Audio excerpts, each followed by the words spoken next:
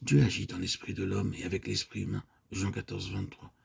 Cette action divine révèle la paternité de Dieu. Le Fils devient vraiment le Sauveur et le Saint-Esprit, une personne très réelle.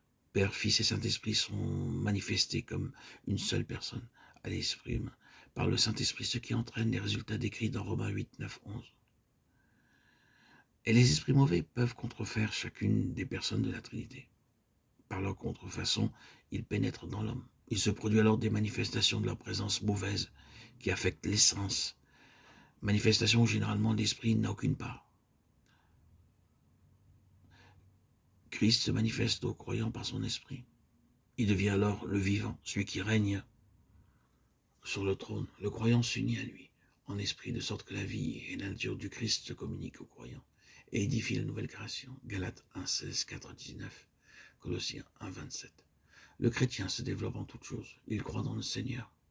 Le chrétien regarde au Christ qui vit dans les demeures du Père. La confiance et la communion qui s'établissent entre lui et le Seigneur glorifié le sortent en quelque sorte des étroites limites de son être, de sorte que sa mentalité et sa vision spirituelle s'élargissent et qu'il comprend toujours mieux la communion des saints. Alors que lorsqu'il y a contrefaçon de Satan, le Christ habite apparemment dans l'homme comme personne à laquelle il adresse des prières, avec laquelle il communie. Mais il n'y a pas de croissance, pas de développement de la vie de Christ.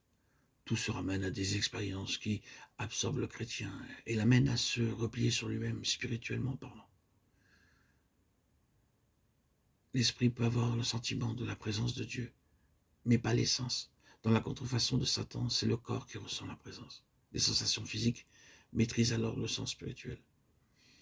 La sainteté de Dieu, lorsque le croyant la réalise, provoque en lui l'adoration et une crainte salutaire selon Dieu. Elle produit la haine du péché. En vertu du sacrifice du calvaire, Dieu s'approche des humains, il recherche leur amour et il ne les terrorise pas. Quant à la contrefaçon de Satan, elle provoque une terreur qui éloigne de Dieu ou bien force à des actions commises sous l'empire d'une crainte servile, où le libre choix et la volonté n'ont aucune part.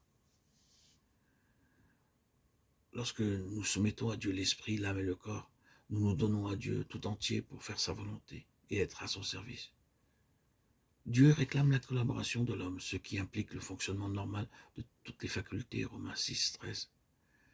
Et cette libre collaboration du chrétien avec Dieu et de Dieu avec son enfant est le contraire de la contrainte mauvaise qu'exercent sur l'homme les puissances naturelles du mal.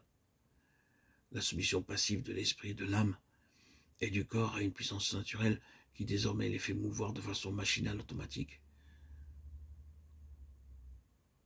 Une obéissance passive qui ne découle pas des décisions de la pensée sont une contrefaçon de Satan. Car les mauvais esprits qui sont légion cherchent à gouverner l'homme et à obtenir sa soumission passive. C'est une véritable contrefaçon de Satan.